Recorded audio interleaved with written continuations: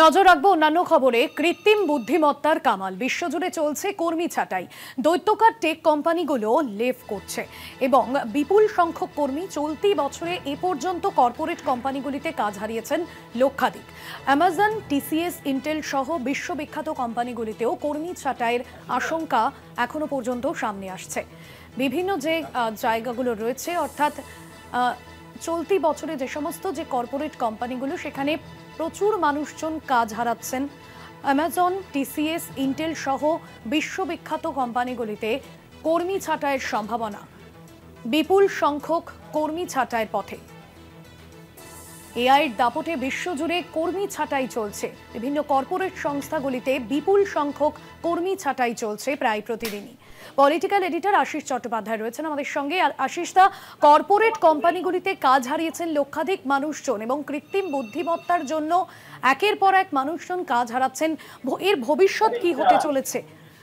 দেখো, ভয়ঙ্কর ভয়ঙ্কর ভবিষ্যতের দিকেই হয়তো আমরা এগিয়ে চলেছি।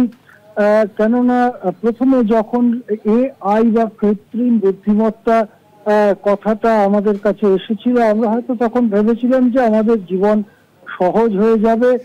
খুব বেশি হলে কিছু নিচের দিকের বা অদক্ষ কর্মীর কাজকর্ম যেতে পারে, বা যে কাজ প্রত্যেক দিন রিপিট করা হয়, প্রত্যেক মুহূর্তে রিপিট করা হয়, সেই ধরনের কিছু লোকের কাজ যেতে পারে, যেমন ট্রাফিক পুলিশের কাজ। কিন্তু এখন দেখা যাচ্ছে নিচের দিকের কাজ তো যাচ্ছেই। উচ্চতম শিক্ষায় শিক্ষিত বা দক্ষতা রয়েছে যাদের, এমনকি যারা প্রোগ্রাম লিখছে, যারা খুব জটিল ধরনের অ্যাকাউন্টেন্সির হিসেব করছে, এই ধরনের ব্যক্তিদের, পেশাদারদেরও কাজ যাচ্ছে। এবং কাজ যাবার ব্যাপারে, যেমন অ্যামাজনের ক্ষেত্রে বলা যায় যে কাজ যাবার ব্যাপারে কেবলমাত্র যে শ্রমিক যে ঘাড়ে করে বাক্সটা নিয়ে যাচ্ছে, কলকাতা টিভির পর্দায় আমরা দেখাচ্ছি কিভাবে রোবো কাজ করছে। রোবোরা এক একটা বাক্স, কার্টেনকে এক জায়গা থেকে অন্য জায়গায় নিয়ে যাচ্ছে, সেটা যেমন দেখাচ্ছি। কিন্তু অ্যামাজন কর্পোরেট লেভেলের কর্মীদেরও ছাঁটাই করছে ব্যাপকভাবে। এই কর্পোরেট লেভেলের কর্মীরা আসলে ম্যানেজার, যারা এক একটা ডিপার্টমেন্ট বা এক একটা দিকের কর্মীদের কাজের ওপরে নজর রাখে। যেহেতু কর্মীদের কাজের ওপরে নজর রাখার ব্যাপারটাই অনেকটা কমে যাচ্ছে, রোবোরা সেই কাজটা করে দিচ্ছে, তাই ম্যানেজারদেরও তেমন একটা দরকার থাকছে না। যতটুকু হিসেব টিসেব রাখার দরকার সেটা কম্পিউটারে হয়ে যাচ্ছে। সেই জন্য দেখা যাচ্ছে কর্পোরেট লেভেলের কর্মীরাও ছাঁটাই হচ্ছে।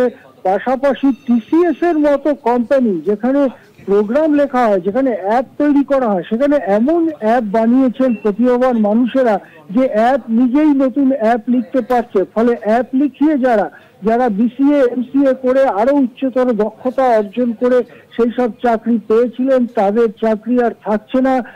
2025 সালের এই কয়েকটা মাসের মধ্যে 1,12,000 এমন চাকরি গেছে যারা অতি উঁচু ধরনের দক্ষতা বা শিক্ষায় শিক্ষিত। এই ধরনের 1,12,000 লোকের চাকরি গেছে কেবলমাত্র বড় দৈত্যাকার কোম্পানিগুলোতে, টিসিএস, অ্যামাজন, ইন্টেলের মতো কোম্পানিগুলোতে এই চাকরি গেছে। সুতরাং চাকরি বাকরির বাজারে ভবিষ্যৎ কি তা নিয়ে কিন্তু দারুণ শঙ্কায় রয়েছে মানব জাতি। একদমই ধন্যবাদ জানাবো আশিস দা আপনাকে।